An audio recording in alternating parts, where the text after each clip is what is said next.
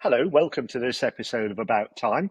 This is the series where I get a chance to talk to people I've worked with over the years whose work inspires me or has influenced me. And I'm delighted, absolutely delighted that today we have James Aldridge. James, welcome. You're so welcome. I'm glad you're here. Thank you, Chris. No, I'm really glad to be here. Great. So, uh, as I quite often find myself saying at the start of these, the folks who come on these do so many things, as do you. How do you go about introducing yourself? Well, primarily I'm an artist. That's where I start. And then what that looks like is different depending on the different contexts within which I work. So a lot of my work is socially engaged, working with communities, working within education or organizations. And for the last few years, I've been focusing on rivers and wetlands in particular through a research project called Queer River. Yeah, right. Which is a fascinating title in itself. So, maybe that's a great place to start. But before we do that, you say artist, so you earn your living making art. You exhibit art. I know because I've been to see one of your exhibitions, at least one. I see Mm-hmm. loads of stuff online, but you teach as well. Well, yeah, I don't call it teaching. I tend to, it's less around teaching, more around facilitating other people to explore their Brilliant, own creativity in relationship to their environment. brilliant. So And it's you're in not your so much, studio. Oh, sorry, no, go on. that's okay. I was just going to say, so it's not so much teaching in a sort of formal educational context. It's more working alongside people to support them to develop, really. Yeah, fantastic. And I just wanted to say, I just love the fact that you're obviously in your studio right now because I can see your working ideas and pinboard and Absolutely, goodness knows yes. what else. Yeah, I'm surrounded by, all the things that inspire me, or a lot of them anyway. Yeah, yeah. So maybe we could start with, how did you become an artist? Did you go to art school? Did you come at it some other way? How did it come about? Yes, it's a very interesting one for me. It's a very interesting one. It's one of those things whereby when you're going along the path, you don't tend to know where you're going, but looking back retrospectively, it makes a lot of sense. So, my whole life, I've always been drawn to to drawing and to photography and to making in different ways, but also a sort of twin fascination with natural history and the environment as well. And it was always, as a child, always my intention to work with animals or within conservation in some way. But then hitting school and formal education, at least when I was there, there was this kind of duality. You either went through up the arts or you went up the sciences. And I'm a person that's very much looking to link those together and explore the relationship between the two. So I did apply to do zoology at university. Oh, okay. Yeah. Um, Ended up having a bit of a rethink and went into doing fine art instead. Yes, I did go to art school. And there's been lots and lots of other influences along the way as well. I'd say that yes, that was a key point in my life in terms of it allowing me a certain amount of time to explore what it was that I was interested in and to explore that through art. But equally, I feel like it's a constant learning process as I go along, really. Yeah, yeah. And you use a lot of different media, don't you? As you said, you're drawing, but you're making, you're photographing, you're filmmaking. Yeah, Yeah, absolutely. So I'm interested in, when I was at university, I specialized in sculpture because sculpture essentially meant that you could use whatever you wanted to at that point. So my work is very much about responding to a place or a situation and using media that are of relevance to that rather than being a painter or a sculptor or so. Yeah, I like to be able to draw on a variety of tools, if you like. yeah. Yes. I have to say, just as you were speaking there about school before art school, I was, these days I do some art. I can't claim to be a full-time artist, but I'm an artist part of the time at least. Or I'm an artist all of the time, but I make art some of the time. Yeah. And but my own school career 50 odd years ago pretty much shut me down on that because I remember wanting to Mm. do O level art and they say, oh, he'll find it very hard, you know. and so I didn't, and it took me years to come back to it, years and years. Yeah, Well, a yeah, lot of the people that I work with, a very large percentage are people who say they can't do art because they were told at school they weren't any good. So I feel like a lot of my time spent working with people is yeah, unpicking the damage that sort of yeah. school art did to people in the past. And that's obviously Yes, not slating all school art, but certain areas, particularly in the past. yes, yeah, and I think there's a difference between my art and woodwork, where genuinely I should have been kept out of woodwork because I'm very likely to do damage. It was art I wasn't likely to do damage. But you made me think about that famous Bob and Roberta Smith picture in this. Is it like all schools should be art schools? And I think there's Absolutely. Yes. Yeah. yeah, yeah, and I Yeah. passionately believe that. I mean, that's one of the main reasons that I started working in education. I spent quite a long time working with pre and primary schools in particular, where there was more flexibility and more freedom to follow a more creative arts-based approach, and very much about supporting. I was coming from the position of supporting each individual to learn in ways that were appropriate to their needs and their interests, rather than a more top-down approach. Yeah, brilliant. I love your description of like facilitating people to explore and to make, and I think that's just brilliant work. And also to explore their relationship to place as well. Yeah, absolutely. I mean, yeah. I mean, I think there's three main sort of core areas to my practice. Yeah, One is the fact that it is through art. One is that it's situated, so it's place based, and one is that it's embodied, so it's very much about experiencing yourself as an embodied individual through connection with your local environment and documenting and sharing that through art. yeah, yeah, brilliant stuff. So, I mean, is it okay if I ask you to talk about, for example, the Queer Rivers project? Because loads Absolutely. of people on here may have caught glimpses of your work, and if they haven't, I'd love them to. We'll give them a link to go find it. But where does the whole concept come from, and what is it you're doing?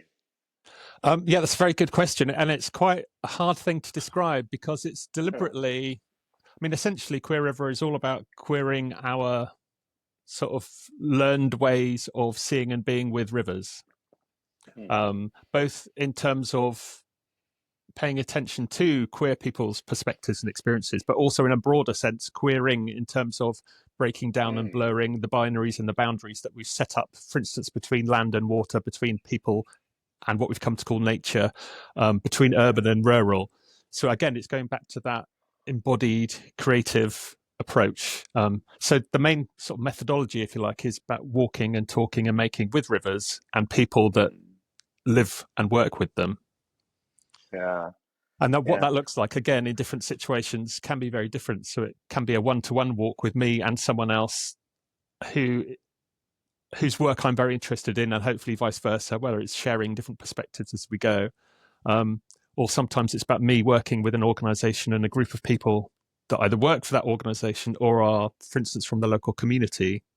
And again, it's about supporting people to pay attention to their sensory experience of a river or other wetland, and to share their perspective with others. So it's about creating that safe space within which dialogue can happen and different perspectives can sit, and just seeing what happens with that, really. Yeah, yeah. So does Queer River Project, does that include?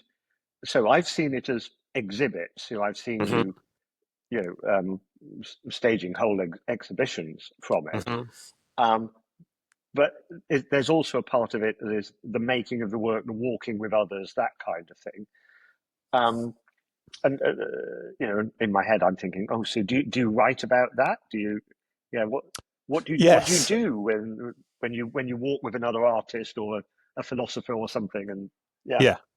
I mean, the main, if you like, the kind of archive sits within the Queer River website. So on the blog, each time I take a walk or do a piece of work, I write about it there.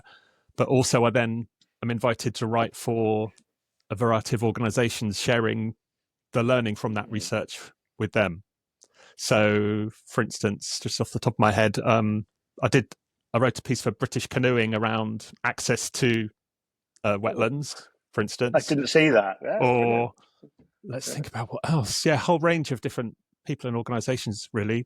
So some writing for Climate Museum UK around blue health, so the well-being benefits associated with being alongside water and what that looks like in a time of extreme weather.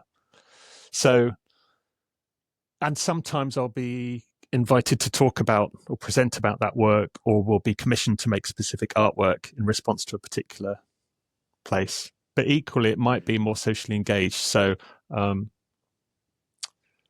wary of just throwing it all at you at once. But yeah, it's bubbling Oh, up as I think of it. don't worry, don't worry, because I think it's great to be a little bit granular and have examples of Okay. what it might be, Yes. because loads of people listening to this will, won't know what are the boundaries of art and Absolutely. how an artist lives and impacts how the work works. Yeah. Yes. So, So yeah. okay. So if I give you a couple of more concrete examples, then so there's I worked in partnership with Wessex Archaeology on a project funded by the Environment Agency on a project called the Ripple Effect, which happened Right. in Salisbury, and that was directly influenced and informed by my Queer River research. So that was a community-based project working with a group of people with some kind of mental health need. And it was looking at the past and the present and the future of the River Avon as it passes through Salisbury. So we worked with archaeologists, we worked with ecologists, we worked with engineers to look at how the river's path had been changed to support people to be in the present, as we mentioned before, using different arts processes and paying attention to their own embodied and emotional response. And then we also looked at flood mitigation work, which was happening in Salisbury as well. And that was a project that happened over 2 years. So that's one example. And then there was another piece of work that I did for the University of Glasgow, which we called Queer River Wetland, which was happened in the run up to COP26, which was I was walking and talking and making with a number of key people from the university who also do watery work, essentially. So was that Glasgow School of Art, or was that Glasgow University more broadly? More broadly. So there were people that worked within performance and visual art, but there was also people that were working with water as a sort of global resource, or there was an archaeologist. There was someone that was exploring the relationship between geodiversity and neurodiversity. And then out of that, then put together a performance, what's the word?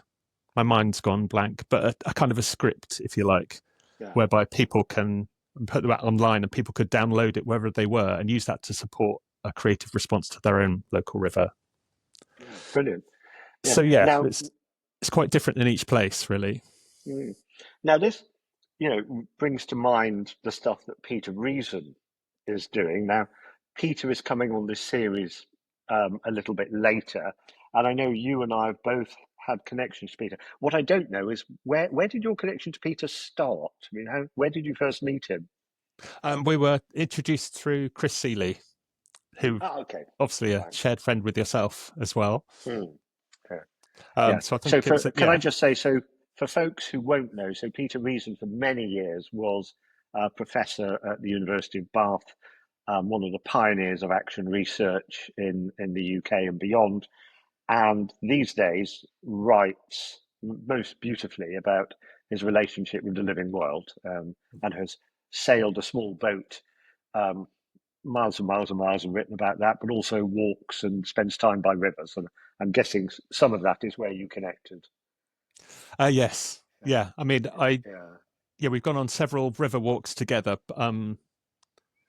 For instance, once when he came across to walk with what I call my Avon, which is the Hampshire Avon, which begins near where I live, and once where I've gone across near Bath to walk with his Avon, which is the Bristol Avon, which runs near his home. And then I've written about that for the blog as well. So talking to Peter, like you say, about his research around river sentience in particular, but also about the relationship between written work around rivers and visual art made with rivers. In terms of what am I trying to say about that? So if we're looking at how, if you like, entrenched our way of seeing or relating to rivers has become in terms of, if you like, seeing them as a kind of blue wiggly line across a map, or a sort of straight-sided or slightly curving channel across the landscape. It's essentially how can the two support people to step beyond that, or to prioritize their lived experience of a river and see beyond these sort of blinkers that we've been provided with. And so I was talking to Peter about, the place of more poetic forms of, the written word, and whilst also exploring, like we were bundling together as we walked. So we were gathering materials together and documenting our walk through the actual collection and joining together of, if you like, fragments of the place that we were walking through. Right. Are these what you call walking bundles? That's right. Yes. Yeah. Yeah. We better say, so that is literally, as you walk, you're drawn to fragments of found objects or whatever, and you make a bundle. Is that right? Absolutely. Yeah. I mean, I guess I'm most interested in art which documents a lived experience of a place, or a lived experience of interconnection with a place, if you like. Yeah. And so sometimes it is relatively simple. So literally walking along and seeing what you notice and gathering that together, either as a collection or as a bundle, and sometimes keeping that for exhibition, but sometimes equally just returning it to the place, maybe after having taken a photograph of it. So yes, I invited Peter to take part. Yeah, and there's something really wonderful about this, because I think it's, I mean, first of all, it's really easy to be distant from a river. It can be there in the landscape, in the middle, like I'm here in Exeter. The X is in the middle of the city. You could almost fail to notice it a lot of the time, or you could instrumentalize it. It could be the place I go rowing. It could be, it could be an amenity. It's where I walk my dog. Whatever. Yeah, you're doing something beyond that. Well, I'm very interested in lots of different experiences of rivers, and how, as I say, if we bring them together and allow them to intersect, what we can learn from that. So how does someone that I'm doing the paddling motion, the rowing motion, a canoeist, or someone rowing a kayak, how do they perceive the river, and how is that different from someone looking down from a bridge, or someone that's swimming, or from one of the animals actually living within the river, for instance? So yeah. So when I'm walking and talking with someone else, that's effectively what we're doing. We're sharing those different perspectives, and we're allowing them to sit together, and we're seeing what sort of bubbles up from that. So in terms of a research project, it hasn't got, if you like, a pre-identified end. It's very much echoing the nature of the river. It's very fluid, very flowing, and we see where it goes together, really. Yeah, but it's a beautiful example of what in the trade, the action research trade, you might call extended epistemology. As in there are so many different ways available to see, meet, engage with, that often don't get an outing, at least not an explicit outing. And you're doing something about making it possible to experience many ways of seeing. Absolutely. And that's where it's kind of like going back to the point at which whose experiences of the world aren't supported, and therefore whose voices aren't being heard. And that's relevant both to what we were talking about before, so formal education, where, for instance, the experiences of neurodivergent people quite often aren't catered for, and therefore later on, when people leave school, we're not hearing their voices, we're not experiencing their perspectives, and the ways that we traditionally relate to rivers, for example, haven't done us any favors. We can see from the damage that we've done to the world. So it's not just a nice thing to do to invite other people in. It's an important thing, and it's we're missing out on very important perspectives and experiences if we don't not only include people, but if we don't expand in order to understand. Yeah. I mean, I was last week at the Global Tipping Points conference in Exeter, and I was delighted to see there was actually, an invitation, towards art in that, and towards extended epistemology. but it's also quite obvious that it's a science conference really, and most of the work is scientific poster presentations or scientific keynotes with lots of data. Mm-hmm. And there's been lots of that for many, many years. It's important, but it's not enough really to shift the relationship to all this global system and the tipping points. There has to be something that changes people's lived experience and Yeah. gets a different relationship. Absolutely. So it has to be that about the person's whole experience, and it has to be about all people as well. It can't just be Yeah, a part of the experience and a part of the population. Otherwise, we're always going to be yeah, skewed, aren't we? yeah, yeah. And I'm also interested about this because the Queer River project that's about queer people's experience. I mean, until I heard of your work, it had never crossed my mind that there was a different experience, a racialized experience or a Mm. sexual preference experience around how we might relate to rivers. Yeah. I mean, I think, again, everyone's different. And so what everyone brings Mm, to that, it will be different. But yeah, I mean, there's a certain experience that I feel comes from having been excluded or having not been recognized within the norm, if you like, yeah, almost like a yeah, bird's eye view of kind of looking down at or looking back at society and what is expected and what's described as normal. And I think mm, that gives you a really useful perspective on society. And also, I think, queerness is not just about questioning sort of gender binaries mm, or binaries in terms of sexuality. It can also be about the human nature binary or the urban rural binary. I think when you're experienced in sort of sitting across or above or blurring boundaries, you can bring that yeah, understanding to other yeah, boundaries and binaries too. That's my experience anyway, and that's what I'm learning from involving and inviting other people in to share their yeah. experiences. Brilliant, a brilliant inquiry. Yeah, really good inquiry. Um, we could talk about this for ages, and I'm conscious that we're like probably halfway through, and I'm thinking, oh, and I do want to talk to you about the people who've inspired you, Yes. and Yeah. the people whose work is alive in your work, and you're taking it further or looking at, So, who does inspire you or has inspired you? I mean, Yes. So many people. I mean, mm, I mean, there's certain people in relationship to what we just talked about that I'll mention first, and then I think we'll okay, come on to other people that we both have, brilliant, yeah, understanding of. So there's a particular book that is in my mind called The Empire of Normality by I'm glancing down Robert Chapman, okay, which wow, you may okay, be interested in, which is all about basically how we've come to understand a certain section of society as normal or as productive through the lens of extractive capitalism. And so, therefore, we don't necessarily see or value or listen to disabled people or neurodivergent people, for instance. And therefore, we miss out on this whole range of voices. Um, mm. it, Can I just say, James, we'll make sure that we get like book titles and things for you. We'll put some links in the show notes so right, people can find them. Yeah. lovely.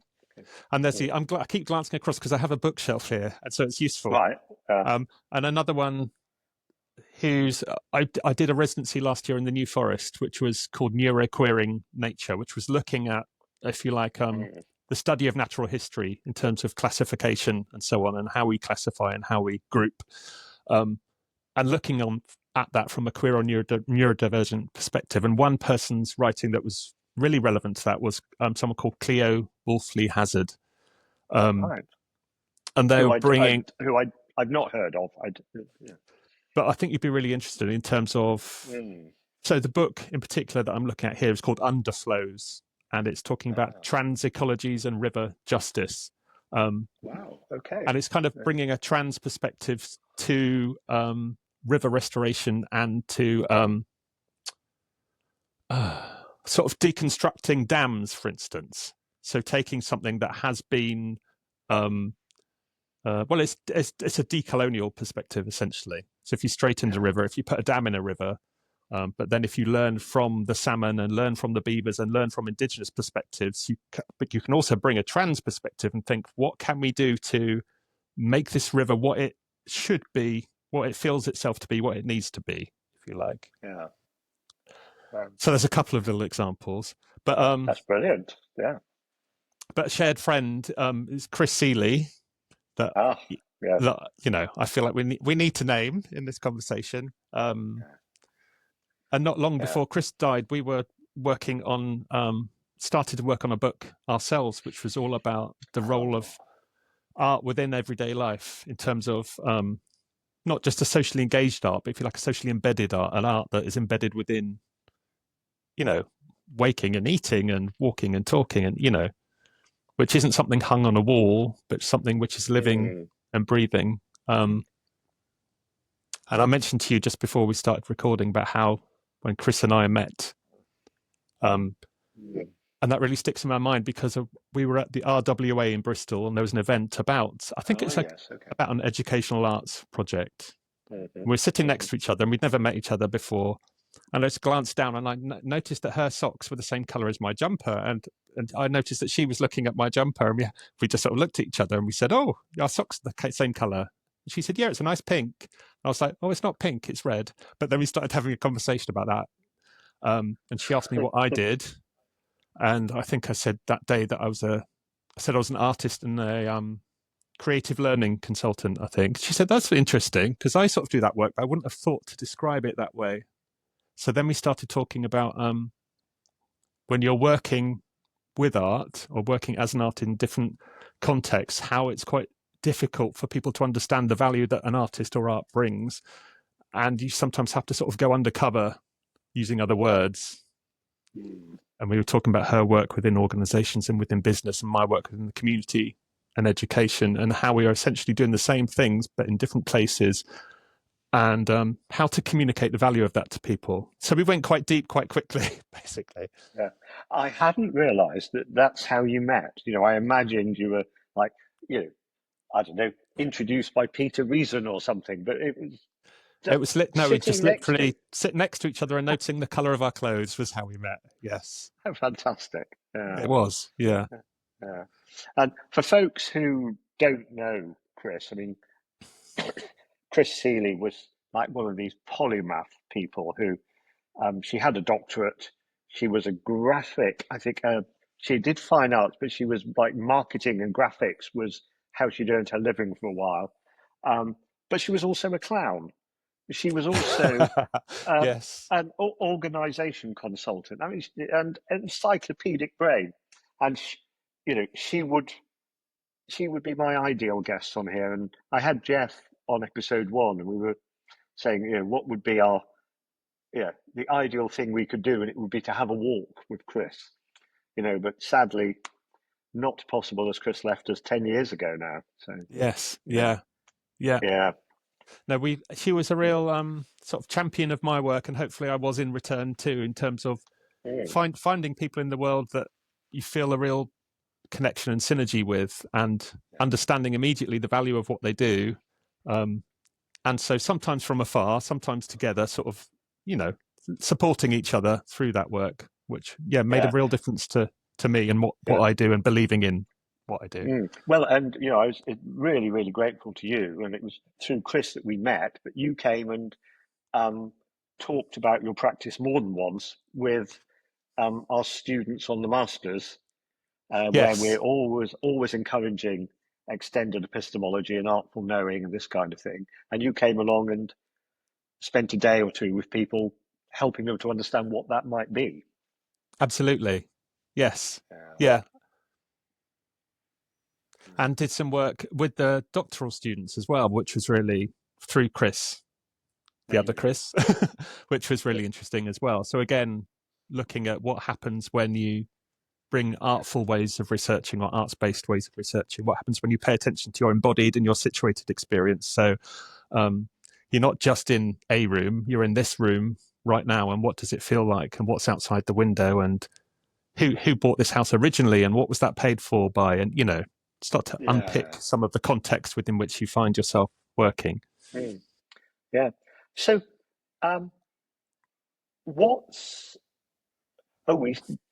we said we'd also talk about the connection to Peter Reason. So you didn't do the master's degree at Bath or anything like that, but you taught on it. Is that?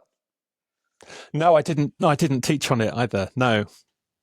Well, you turned up and did your thing on it, because Oh, sorry. or No, was that well, at Ashridge I did at with Ashridge, you. not at Bath? Yeah. Yes. Mm. Yes. Yeah. So how do you know Peter? Well, I That was met Chris. Chris Seeley introduced Really? us, and then we had conversations. And where did it pick up? Um, I mean, sort of zooming forward a few years, it was when we found that we were both working with rivers. I think that we started to Ah. get in touch, sort of independently, and started to walk and talk together. Um, and yes, I feel like our work is on rivers is different, but aligned, and I find that really Mm. interesting. Yeah. Yeah. And Yeah. Peter's writing around sort of being open to. See, I find it quite hard to describe, so I suggest people go and read the writing. But his relationship with, for instance, when he's at the river with swans or a kingfisher or whatever non-human beings there might be there, are really powerful to me. And it's kind of about the value of stepping beyond existing ways of knowing and being open to Mm. sort of multi-species interactions, and the value of those is something that Yes, connects with my work. and taking a more than human sentience and seriously, a wider Yes. kind of Yeah. cognition seriously, and a wider spiritual um, presence seriously, which, of Mm. course, in many cultures is normal, and in our culture, it has become disappeared.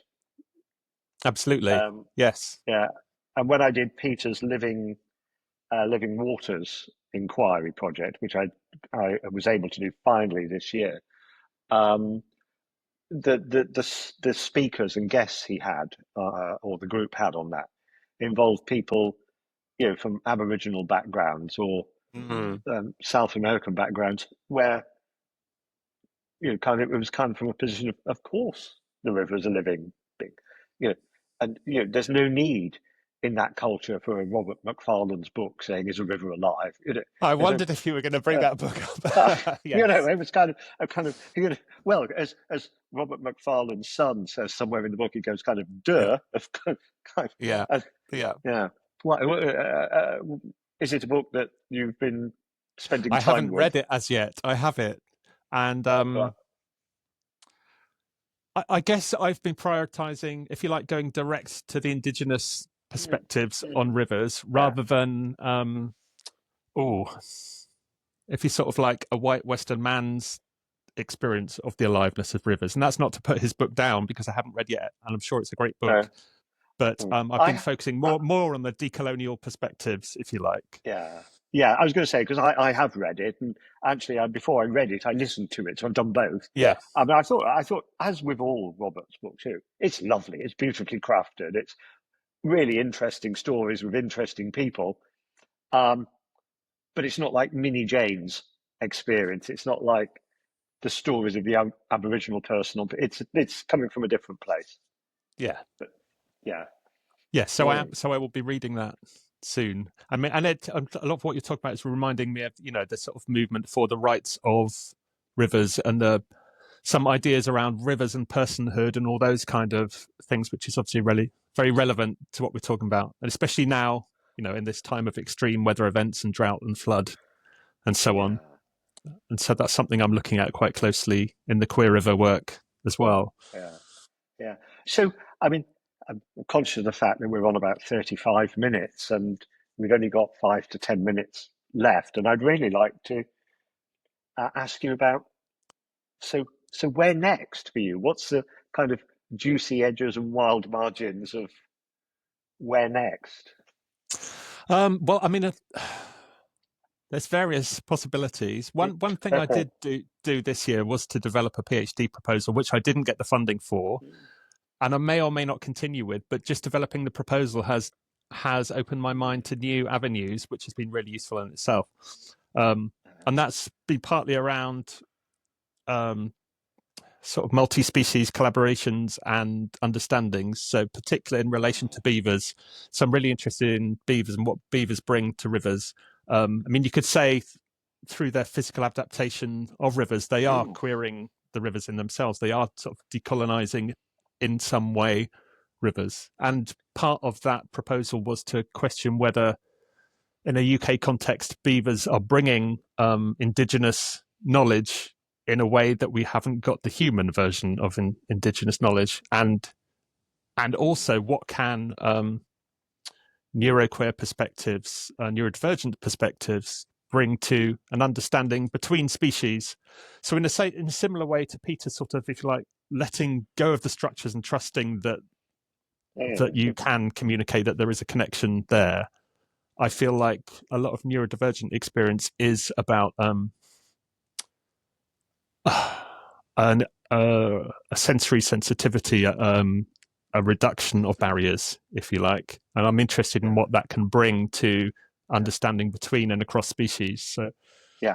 Now I'm fascinated by that doctorate. So, I mean, I hope it happens. But where were you going to do it, and which discipline did it fit in? How did you frame that so that it was possible to make it a doctorate?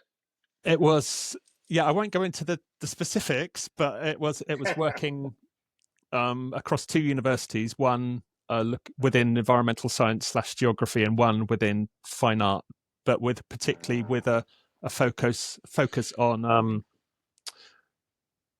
working with artist and researcher called Kai Sing Tan, whose work you may well be interested in, who's very focused on neuroqueering and decolonizing leadership.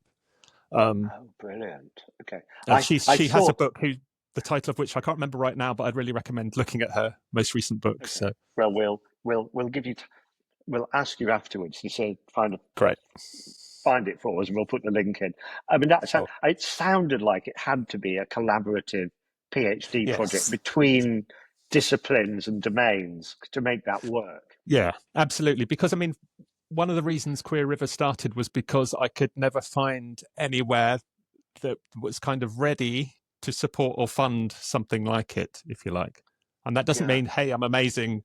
I couldn't fit anywhere, but I've always sat between disciplines, and that's a very rich place to be. But also, you know, it's financially making a living. It's not an easy place to be, because you are always looking for innovative ways to bring organizations and sectors together. So to find or to propose a way of working that was bringing these sectors together and being supported by a funding mechanism would have been ideal. But now I'm exploring other ways of doing that. So yeah.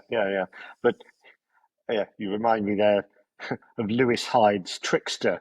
You know, where there's beautiful quote about, you know, the trickster does not live in the mansion hall or the soldier's hut or the market stall, but moves between them, you know, and lives in the tent at the edge of town, on the crossroads at the edge of town. And there's something about that. Yes, yeah. There's something tricksterish, and not, you know, shamanically tricksterish, moving between worlds and making sure that there's flow that I experience in your work as in mine, that sometimes makes it a bit lonely. It's a bit out there, but the power comes from the connectivity of it. Absolutely. And I think it's also a practical thing that we need to look at within our society, as to valuing artists and paying artists, because I think art quite often is seen as something which is a nice thing to do if you've got time. You know, within school, for instance, it's got less and less and less. You might do it on Friday afternoon. It's a pretty thing. It's an illustrative thing. The power to bridge disciplines and to make real change isn't understood, and therefore artists aren't given the financial power to make things happen. So the trickster in a tent is a good sort of metaphor for the artist at the moment in our society, I think, trying to find a place to live and work. Yeah, yes. And with a lot of the way the politics has shifted in recent times, the position gets a little more, a little more difficult, more likely to be excluded, more likely to be defunded, because it's a radical voice that is easy to write off as woke or, at one extreme, terrorist. You know, it's like, absolutely, yeah. Anyone that questions the status quo, effectively, isn't it? Yeah.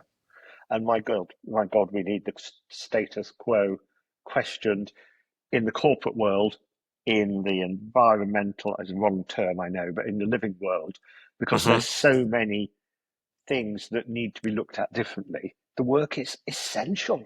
It's not. It's not. Absolutely. It's Yeah. yeah, yeah, It's not a fringe thing. mm, It needs to be brought to the core. Yeah.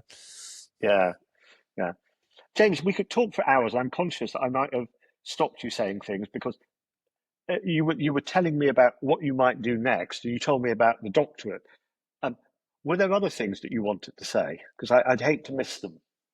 Well, there's other pieces of work that are coming up. For instance, I'm doing some work with Climate Museum UK um, around justice, particularly in relationship to climate justice and disability justice. And justice is a core part um, of my work as well, really. And epistemic justice is quite an interesting thing, I think, as well, in terms of, like I was saying before, not only access and inclusion, but in terms of what are you missing out on when you're not accessing and including everybody. But yeah, there's various exciting things bubbling away beneath the surface to be confirmed. Brilliant. Well, look, we will make sure that we get from you any links that you would like to give us to point people at this, because your work and at the connections that you've raised, because I think there's loads of people. This is so important that we, have an eye on how can we see things differently. We can't solve the relationship issues, the connection issues, just from within the language of science or analytical policy or something. We need more. And that's why I was so dead keen to have you on here. And I'm enormously grateful that you've come and had this conversation. Well, thank you. I've really Yeah. enjoyed it. It's great to, get stuck in with you. Yeah. Well, here's to more. Let me just say a couple of words to finish off the episode, and I'll come back to say one more thank you, James. Everybody, thank you so much for listening or watching.